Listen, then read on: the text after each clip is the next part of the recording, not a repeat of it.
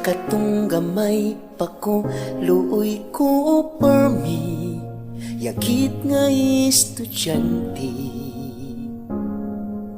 Tungod sa kapobrehon, inig-eskwela, magbaklay lang perminti, kay walagi service before.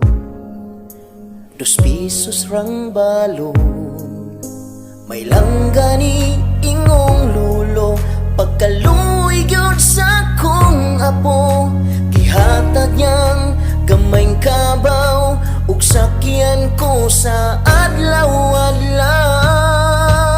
Nating kabaw sa akong lolo, ang ako ang serbis sa kaniadto, way gasolina o way krudo, pagkatipid wala ko'y gasto. Nating kabaw sa akong lolo, walay makadakop tungod kompleto, way mo parang nga LTO. Nating kabaw sa akong lolo, inig parking dili na ko mo side stand, kay nagtindog na gyudaan ang duha ka center stand. Ang buhaton